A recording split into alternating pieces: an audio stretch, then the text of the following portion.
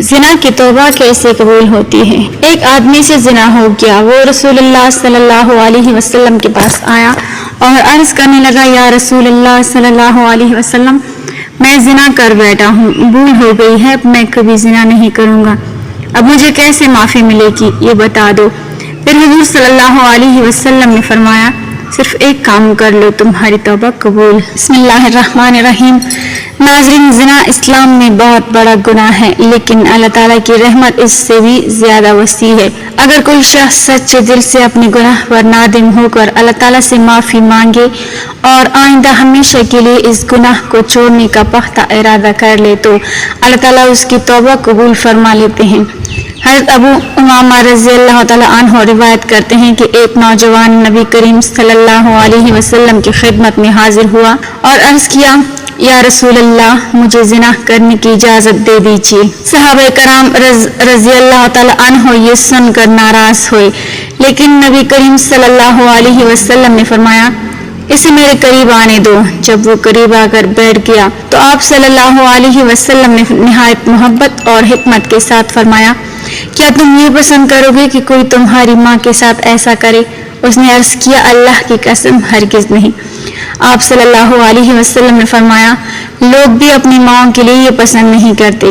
پھر آپ صلی اللہ علیہ وسلم نے اس سے اس کی بیٹی، بہن، پھپھی اور خالہ کے بارے میں یہی سوال کیا، اور ہر مرتبہ اس نے یہی جواب دیا کہ وہ کبھی یہ پسند نہیں کرے گا۔ تب نبی کریم صلی اللہ علیہ وسلم نے فرمایا، لوگ بھی اپنی بیٹیوں، بہنوں، پھپھیوں اور خالاؤں کے لیے یہ عمل پسند نہیں کرتے۔ اس کے بعد آپ صلی اللہ علیہ وسلم نے اپنا دست مبارک اس نوجوان کے سینے پر رکھا اور دعا فرمائی، اے اللہ، اس کی گناہ معاف فرما، اس کے دل کو پاک فرما اور اس کی شرمگاہ کی حفاظت فرما۔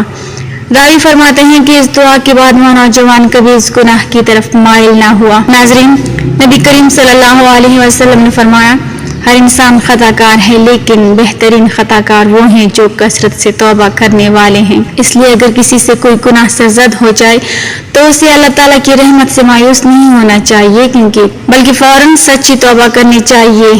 ناظرین، زنا صرف ایک گناہ نہیں بلکہ ایسا جرم ہے جو انسان کے ایمان، عزت، سکون اور معاشرے کی پاکیزگی کو تباہ کر دیتا ہے۔ اس لیے اللہ تعالیٰ نے اس سے بچنے کا حکم دیا ہے اور نگاہوں کی حفاظت کرنے کی تلقین فرمائی ہے۔ ماعز رضی اللہ تعالیٰ عنہ سے ایک لمحے کی لغزش ہو گئی۔ گناہ کے بعد ان کا ضمیر بے چین ہو گیا۔ وہ روتے ہوئے بار بار نبی کریم صلی اللہ علیہ وسلم کی خدمت میں حاضر ہوئے اور عرض کرتے رہے، یا رسول اللہ، مجھ سے گناہ ہو گیا ہے، مجھے پاک کر دیجیے۔ ابتدا میں نبی کریم صلی اللہ علیہ وسلم نے انہیں واپس جانے اور اللہ تعالیٰ سے توبہ و استغفار کرنے کی تلقین فرمائی، لیکن جب جرم شرعی طریقے سے ثابت ہو گیا تو ان پر حد نافذ کی گئی۔ بعد میں کچھ لوگوں نے ان کے بارے میں نازیبا باتیں کی تو نبی کریم صلی اللہ علیہ وسلم نے فرمایا کہ اپنے مسلمان بھائی کی برائی کرنا بہت بڑا گناہ ہے۔ پھر آپ صلی اللہ علیہ وسلم نے فرمایا کہ ماعز رضی اللہ تعالیٰ عنہ نے ایسی سچی توبہ کی ہے کہ اگر وہ پوری امت میں تقسیم کر دی جائے تو سب کے لیے کافی ہو جائے۔ اسی طرح ایک عورت بھی نبی کریم صلی اللہ علیہ وسلم کی خدمت میں حاضر ہوئی اور اپنے گناہ کا اعتراف کیا۔ آپ صلی اللہ علیہ وسلم نے اسے فوراً سزا نہیں دی بلکہ فرمایا کہ پہلے بچے کو جنم دو، پھر دودھ پلاؤ، پھر جب بچہ اپنے پاؤں پر کھڑا ہو جائے تب آنا۔ اس سے معلوم ہوتا ہے کہ اسلام بچے کے حقوق کا بھی پورا خیال رکھتا ہے۔ جب اس عورت نے اپنے جرم پر ثابت قدمی سے اعتراف کیا تو اس پر شرعی حد نافذ کی گئی۔ بعد میں نبی کریم صلی اللہ علیہ وسلم نے اس کی نماز جنازہ بھی پڑھائی اور فرمایا، اس نے ایسی توبہ کی ہے کہ اگر مدینہ کے 70 آدمیوں میں تقسیم کر دی جائے تو سب کی مغفرت ہو جائے۔ ناظرین، اللہ تعالیٰ کی رحمت بہت وسیع ہے، لیکن کسی گناہ پر یہ سوچ کر قائم رہنا کہ بعد میں توبہ کر لیں گے بہت خطرناک ہے۔